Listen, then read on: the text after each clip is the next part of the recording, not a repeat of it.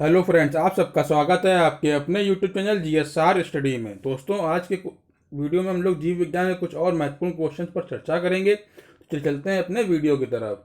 पहला क्वेश्चन कह रहा है, मानव शरीर में मांसपेशियों की संख्या कितनी होती है।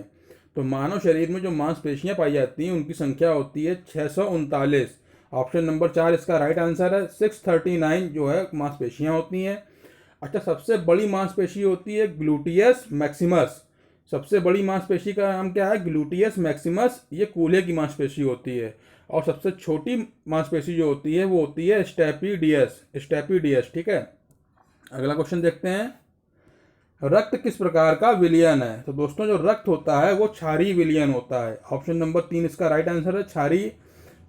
ठीक है, अगला क्वेश्चन देखते हैं, मानव रक्त का पीएच मान कितना होता है।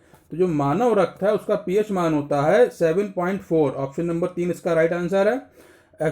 जो पीएच टेबल होती है उसमें 7 के नीचे वाले जो हैं, 7 से जो नीचे होते हैं वो अम्लीय विलयन कहलाते हैं, और 7 से ऊपर वाले क्षारीय विलयन कहलाते हैं। इसीलिए मानव रक्त जो है वो क्षारीय विलयन होता है और उसका पीएच कितना होता है? 7.4। अगला क्वेश्चन देखते हैं। दोस्तों, वीडियो को अंत तक देखिएगा, वीडियो बहुत ही इंपॉर्टेंट होगा एग्जाम के पॉइंट ऑफ व्यू से। अगर आपने हमारे चैनल को सब्सक्राइब ना किया हो फ्रेंड्स, तो हमारे चैनल जीएस स्टडी को सब्सक्राइब कर लीजिएगा। तो अगला क्वेश्चन कह रहा है, मानव शरीर में रक्त की मात्रा शरीर भार का लगभग कितने प्रतिशत होता है। ठीक है, मानव शरीर में जो रक्त होता है वो जो मानव शरीर है उसके भार का कितने प्रतिशत होता है। तो इस क्वेश्चन का राइट आंसर है दोस्तों ऑप्शन नंबर 3, 7%। जो मानव शरीर का भार है उसके 7% जो है मानव शरीर में रक्त की मात्रा होती है। ठीक है, अगला क्वेश्चन देखते हैं, रक्त में पाया जाने वाला पदार्थ कौन से हैं। तो जो रक्त में पदार्थ पाए जाते हैं वो कौन कौन से हैं? रक्त में प्लाज्मा पाया जाता है और रुधिराणु पाए जाते हैं। ठीक है, जो प्लाज्मा होता है दोस्तों वो 60% होता है। प्लाज्मा रक्त में 60% होता है। ठीक है, और जो रुधिराणु होते हैं वो 40% होते हैं टोटल रक्त का। तो 60% होता है प्लाज्मा और 40% होता है रुधिराणु।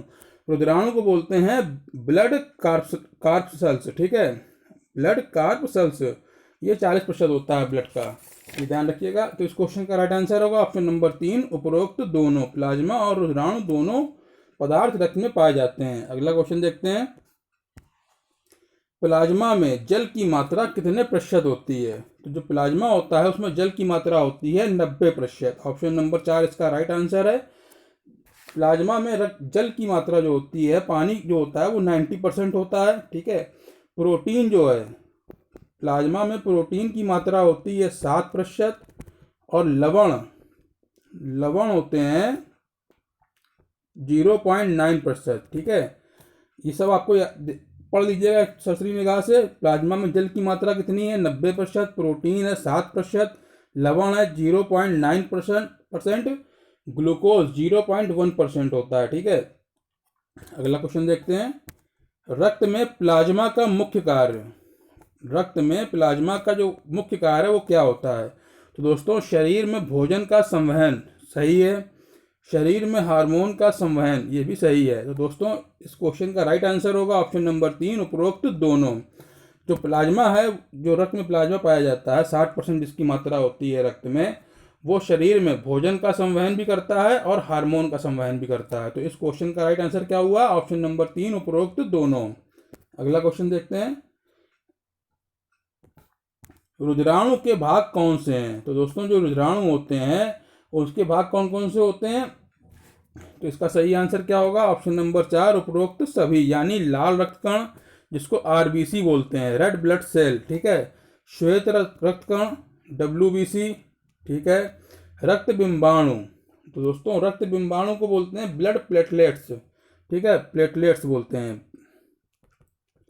ठीक है, प्लेटलेट्स बोलते हैं। तो ये तीनों ही जो हैं वो रुधिराणु के भाग होते हैं, लाल रक्त कण, श्वेत रक्त कण और रक्त बिंबाणु, यानी इसको बोलते हैं प्लेटलेट्स। ये तीनों जो हैं रुधिराणु के भाग होते हैं। इस क्वेश्चन का राइट आंसर क्या हुआ? ऑप्शन नंबर 4, उपरोक्त सभी। अगला क्वेश्चन देखते हैं, आरबीसी इसका निर्माण कहाँ होता है। तो जो रेड ब्लड सेल होते हैं उनका निर्माण पूछ रहा है कहाँ होता है। तो इस क्वेश्चन का राइट आंसर क्या होगा फ्रेंड्स? ऑप्शन नंबर 3, अस्थि मज्जा। इसका राइट आंसर है ऑप्शन नंबर 3, अस्थि मज्जा। ठीक है, भ्रूण अवस्था में आरबीसी का निर्माण यकृत व प्लीहा में होता है। ठीक है, अगला क्वेश्चन देखते हैं, आरबीसीज का जीवन काल कितने दिन का होता है? जो रेड ब्लड सेल होते हैं उनका जीवन काल कितने दिन का होता है? वो 20, कम से कम 20 दिन तक जिंदा रहते हैं और मैक्सिमम 120 दिन तक जिंदा रहते हैं। ठीक है, आरबीसी जो है रेड ब्लड सेल। तो ऑप्शन नंबर 3 इसका राइट आंसर है। 20 से लेके 120 दिन तक का इनका जीवन काल होता है। ठीक है, ये एग्जाम में क्वेश्चन पूछा गया है दोस्तों। अगला क्वेश्चन देखते हैं, आरबीसीज की कब्र किसे कहते हैं? तो जो रेड ब्लड सेल होते हैं उसकी कब्र किसे कही जाती है? यकृत और प्लीहा, इन दोनों को ही आरबीसी की कब्र कहा जाता है। ऑप्शन नंबर 3 इसका राइट आंसर है, उपरोक्त दोनों। तो दोस्तों यकृत और प्लीहा में ही आरबीसी जाके उसको समाप्ति होती है, आरबीसी की मृत्यु हो जाती है। तो इसीलिए इन दोनों को आरबीसी की कब्र कहा जाता है। अगला क्वेश्चन देखते हैं, हीमोग्लोबिन किस में पाया जाता है? तो हीमोग्लोबिन जो है वो पाया जाता है रेड ब्लड सेल में, यानी लाल रक्त कण में पाया जाता है। तो ऑप्शन नंबर 2 इसका राइट आंसर होगा, आरबीसी रेड ब्लड सेल। इसमें हीम नामक रंजक होता है जिसकी वजह से रक्त का रंग लाल होता है दोस्तों। ठीक है, इसी वजह से। अगला क्वेश्चन देखते हैं, हीमोग्लोबिन में पाई जाने वाली लौह युक्त प्रोटीन कौन सी होती है? तो हीमोग्लोबिन के अंदर एक प्रोटीन पाई जाती है जो लोहे से युक्त होती है, उस प्रोटीन का नाम होता है ग्लोबिन। ऑप्शन नंबर 2 इसका राइट आंसर है, ग्लोबिन। ठीक है, अगला क्वेश्चन देखते हैं, शरीर की प्रत्येक कोशिका में ऑक्सीजन पहुंचाने का कार्य किसके द्वारा होता है? तो शरीर की प्रत्येक कोशिका में ऑक्सीजन पहुंचाने का काम होता है रेड ब्लड सेल का। ऑप्शन नंबर 2 इसका राइट आंसर है, रेड ब्लड सेल। अच्छा दोस्तों, जो हीमोग्लोबिन है उसमें लौह यौगिक पाया जाता है हीमेटिन। ठीक है, और ग्लोबिन जो है वो प्रोटीन, ग्लोबिन प्रोटीन जो है वो आपका ऑक्सीजन और कार्बन डाइऑक्साइड से संयोग करने की क्षमता रखती है। ठीक है, ये भी ध्यान रखिएगा। हीमोग्लोबिन की कमी से कौन सा रोग हो जाता है? तो दोस्तों जब ब्लड में हीमोग्लोबिन की कमी हो जाती है तो एनीमिया रोग हो जाता है। ठीक है, ऑप्शन नंबर 4 इसका राइट आंसर है, एनीमिया।